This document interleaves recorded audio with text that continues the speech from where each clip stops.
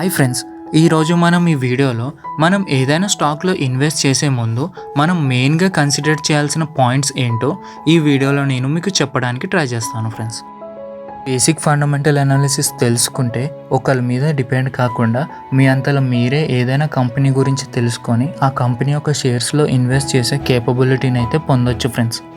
So friends, మీరు ఏ షేర్లో అయినా invest చేసే ముందు మీరు ఏ పాయింట్స్ని మెయిన్గా కన్సిడర్ చేయాలో ఈ వీడియోలో మనం తెలుసుకుందాం friends. So let's start our video. Friends, మనం వేరే వెబ్సైట్స్ యూస్ చేయకుండా డైరెక్ట్ ఎన్ఎస్సి అఫీషియల్ వెబ్సైట్కి వెళ్ళి చూద్దాం ఫ్రెండ్స్. ఫ్రెండ్స్, ఎన్ఎస్సి అఫీషియల్ వెబ్సైట్కి వెళ్ళిన తర్వాత ఇక్కడ నేను మీకు ఒక కంపెనీని ఎగ్జాంపుల్గా తీసుకొని ఆ కంపెనీ యొక్క అనాలిసిస్ ఎలా చేయాలో చూపిస్తాను ఫ్రెండ్స్. ఇక్కడ నేను టీసీఎస్ని ఎగ్జాంపుల్గా తీసుకొని చూపిస్తున్నాను ఫ్రెండ్స్. ఇక్కడ టీసీఎస్ అని టైప్ చేసిన తర్వాత మీరు కొంచెం కిందకి వస్తే మీకు ఇక్కడ 52 వీక్స్ హై అండ్ 52 వీక్స్ లో అని చూపిస్తుంది కదా ఫ్రెండ్స్. మీరు 52 వీక్స్ లోలో ఉన్నప్పుడు ఏ షేర్లో అయినా ఇన్వెస్ట్ చేస్తే మీకు కొంచెం ప్రాఫిట్స్ ఎక్కువ వచ్చే ఛాన్సెస్ ఉన్నాయి ఫ్రెండ్స్. నెక్స్ట్ ఏంటంటే మనకి ఇక్కడ కంపెనీ ఇన్ఫర్మేషన్ అని చూపిస్తుంది కదా ఫ్రెండ్స్, దానిపైన మీరు క్లిక్ చేయాలి ఫ్రెండ్స్. వన్స్ అక్కడ క్లిక్ చేసిన తర్వాత ఆ కంపెనీ యొక్క ఫైనాన్షియల్ రిజల్ట్స్ అని చూపిస్తుంది కదా ఫ్రెండ్స్. కింద నెట్ ప్రాఫిట్ లాస్ అని చూపిస్తుంది కదా ఫ్రెండ్స్. ఇక్కడ మీరు క్వార్టర్ ఆన్ క్వార్టర్ రిజల్ట్స్ చూడొచ్చు ఫ్రెండ్స్. అయితే ఫ్రెండ్స్, టీసీఎస్ లాస్ట్ క్వార్టర్ తో పోలిస్తే ఈ క్వార్టర్ లో కొంచెం తక్కువ ప్రాఫిట్ ని చూపించడం జరిగింది ఫ్రెండ్స్. ఏదైనా కంపెనీ యొక్క క్వార్టర్ ఆన్ క్వార్టర్ పర్ఫార్మెన్స్ ని మనం ఇక్కడ చూసుకోవచ్చు ఫ్రెండ్స్. ఇక్కడ ఫైనాన్షియల్ రిజల్ట్ పక్కనే షేర్ హోల్డింగ్ ప్యాటర్న్ అనే ఆప్షన్ ఉంది కదా ఫ్రెండ్స్, దాని మీద క్లిక్ చేయండి. క్లిక్ చేయగానే మీకు ప్రమోటర్ హోల్డింగ్స్ అని చూపిస్తుంది కదా ఫ్రెండ్స్. ఈ ప్రమోటర్ హోల్డింగ్స్ అనేది 50% కంటే ఎక్కువ ఉంటే ఆ కంపెనీ సేఫ్ సైడ్ ఉన్నట్టు ఫ్రెండ్స్. అలాగని ప్రమోటర్ హోల్డింగ్స్ లేని కంపెనీస్ అన్ని చెడ్డవని కాదు ఫ్రెండ్స్. కంటే ఫ్రెండ్స్, ఐసిఐసి అలాగే ఐటీసీ లాంటి కంపెనీలు 100% హోల్డింగ్స్ అనేవి పబ్లిక్కే ఫ్రెండ్స్.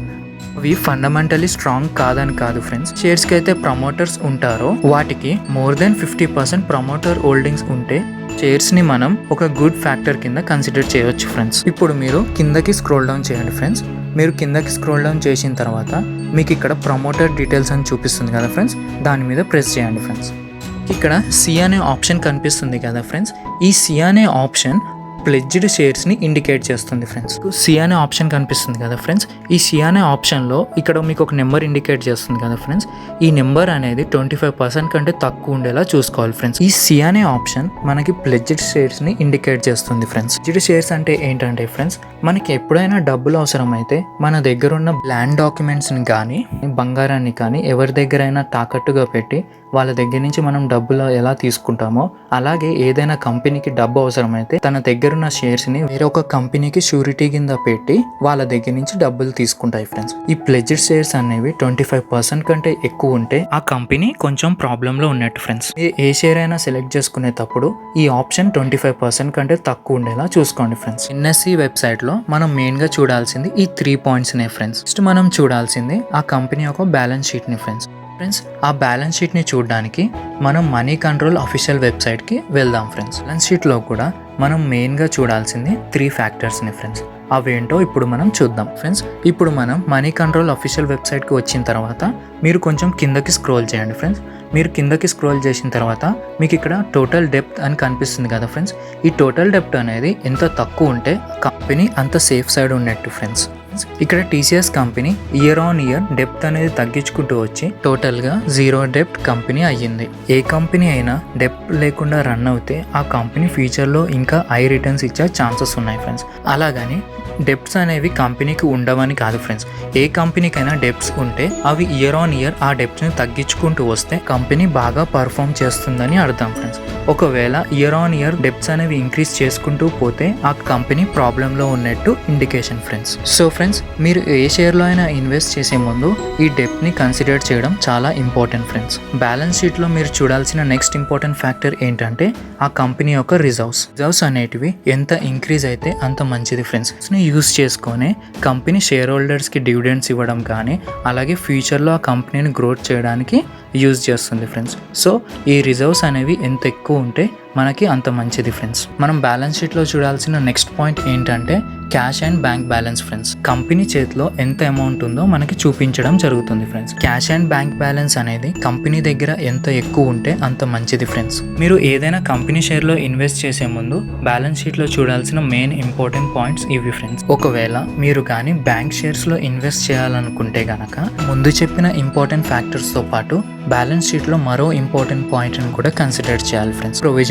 ప్రొవిజన్స్ అనేవి కూడా తక్కువ ఉండేలా చూసుకోవాలి ఫ్రెండ్స్. ఏదైనా షేర్ లో ఇన్వెస్ట్ చేసే ముందు మనం ఫస్ట్ చూడాల్సింది ఆ షేర్ యొక్క చార్ట్ ప్యాటర్న్. అయితే ఫ్రెండ్స్, ఈ చార్ట్ ప్యాటర్న్ అనేది మీరు షార్ట్ టర్మ్ లో ఎప్పుడు చూడొద్దు ఫ్రెండ్స్. ఈ చార్ట్ ప్యాటర్న్ అనేది ఎప్పుడు మీరు లాంగ్ టర్మ్ లోనే చూడాలి ఫ్రెండ్స్. ఇప్పుడు ఈ షేర్ యొక్క 6 months చార్ట్ ప్యాటర్న్ ని చూపిస్తున్నాను.